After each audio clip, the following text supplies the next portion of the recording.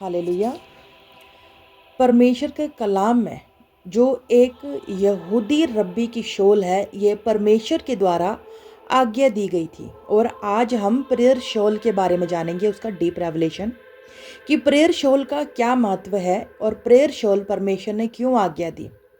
सबसे पहले आप जान लें कि प्रेयर शोल को जो हम बोलते हैं हिब्रू में, उसको बोलते हैं तालित, है ना, तालित बोलते हैं। और उसका अर्थ होता है छोटा तंबू। परमेश्वर का तंबू था और इसका अर्थ होता तालित का छोटा तंबू। जितनी भी प्रेयर शॉल के अंदर जो उसका झालर होता था, झालर से हम शुरू करेंगे। प्रेयर शॉल की झालर के अंदर जो धागों की संख्या होती थी वो होती थी 613। और परमेश्वर ने पूरी 613 यहूदी रबियों को आज्ञाएं दी थी। ठीक है। और जब यहोवा जो था, परमेश्वर ने आज्ञा दी थी कि इन झालरों की गांठें लगानी है उसमें आप लोगों ने।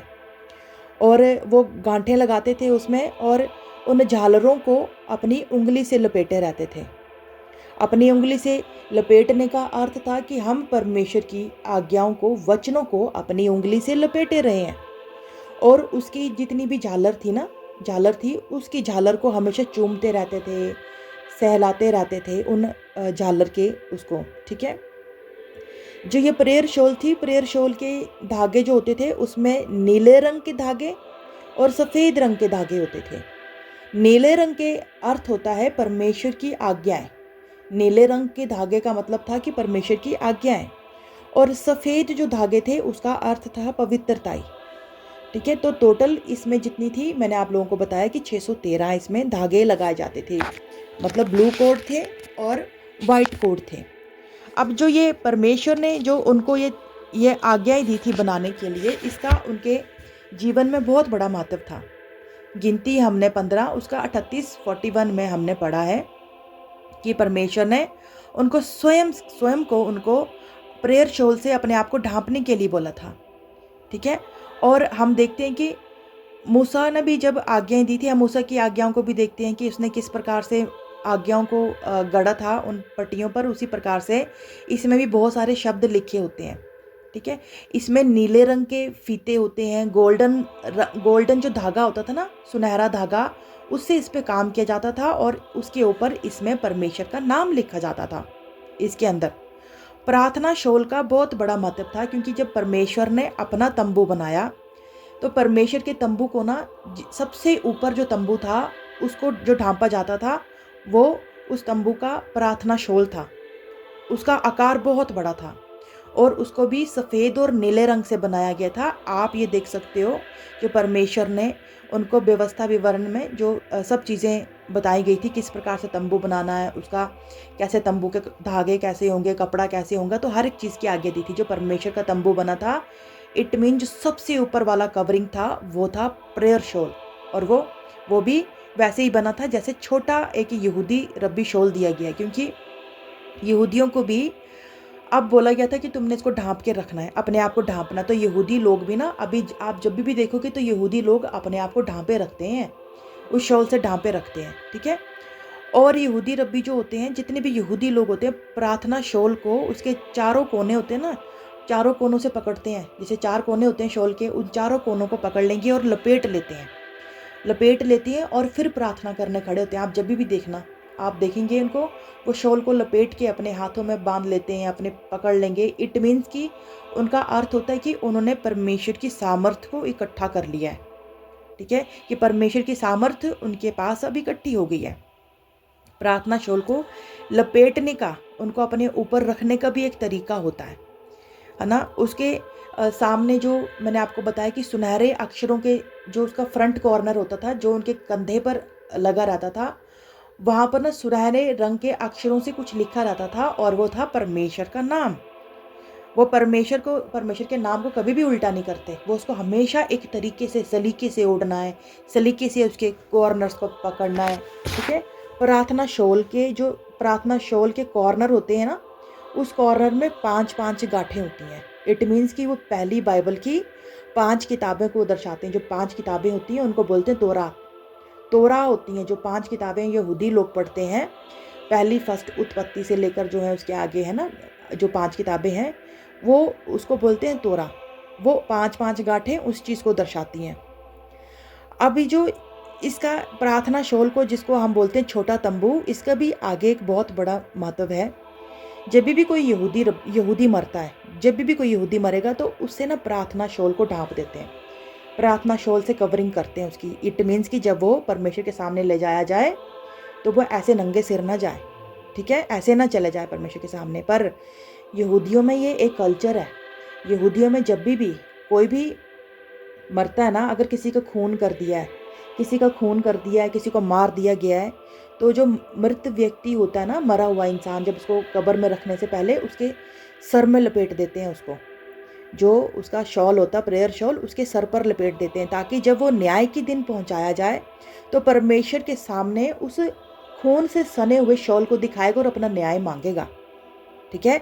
इसलिए यहूदियों में ये कल्चर है कि वो जब भी अगर किसी का खून है तो उसके सिर पर लपेट देंगे। हम देखते हैं कि जब यीशु मसीह भी जब यीशु मसीह को क्रूसिफिकेशन दिया गया तो उसके बाद जब वो कब्र में थे ना, कब्र में जो अंगोछा था, वो अंगोछा वहाँ पर लिखा हुआ, पर वो एग्जैक्ट प्रेयर शॉल थी।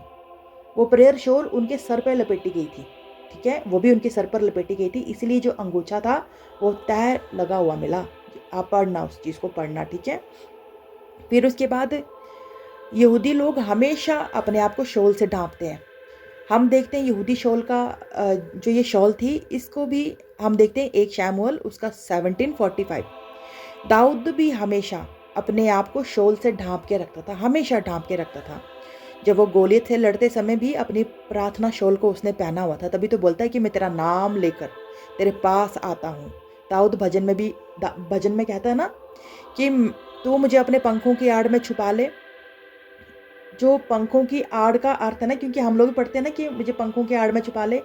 पंख नहीं है कोई परमेश्वर के पंख हैं कि परमेश्वर अपने पंखों में छुपा लेगा। पंख का अर्थ होता है कि परमेश्वर हमें अपनी उस कवरिंग में ले ले, ठीक है? यहाँ पर दाऊद भी इस चीज़ को बोलता है कि मुझे परमेश्वर तू अपनी उस कवरिंग में ले ले, जो कवरिंग तेरे पास है, पंखों की आड़ में छुपा ले। दाऊद जो था वो 24 घंटे अपनी शॉल को पहने रखता था, इसलिए वो जितने भी युद्धों में जाए तो उसने 66 लड़ाइयों को जीत लिया। इजरायली सेना को आप देखोगे ना, अभी भी जब आप गूगल पे सर्च मारना, जो गूगल पे सर्च मारोगे तो आप देखना, जो इजरायली सेना है ना, वो जो प्रेयर शॉल है उनके पास हमेशा रहेगी। वो लोग प्रेयर शॉल को इतनी इज्जत देते हैं। ये लोग प्रेयर शॉल कोई नॉर्मल चीज़ नहीं है, हमारी तरह थोड़ी कि हम लोगों ने अपनी प्रेयर शॉल को कभी यहाँ से उठाया तो कभी ढांपते हैं सिर, कभी नहीं ढांपना है, कभी कुछ करना है, कभी कुछ करना है। पर यहूदी लोग इस चीज़ को बहुत महत्व देते हैं, बड़ी इज्जत है प्रेयर शॉल की। जाने अनजाने में आज ना लोग इज़राइल से तो वो शॉलें मंगवा लेते हैं, उनको बड़ा शौक़ है, पर उनको जब हमें इसका डीप रेवलेशन नहीं पता, हम उसकी बेइज्जती नहीं कर सकते, क्योंकि यहूदी शॉल को इस तरह से नहीं रखा जाता, क्योंकि उसके ऊपर परमेश्वर का नाम लिखा हुआ है, परमेश्वर की आज्ञाएं हैं। उसके हर एक धागे को जो बुना गया है एक एग्जैक्ट आध्यात्मिक रीति के अनुसार बुना गया, और हमें जब पता नहीं होता इन चीज़ का, हम उस चीज़ की इज्जत नहीं करते। अब हम चलते हैं यहूदी शादी में। जब यहूदी शादी होती है तो वहाँ पर दूल्हा दुल्हन के सर के ऊपर ना, आप देखना जो जो बातें बोल रही हूँ सब गूगल पे सर्च मारना आप लोग।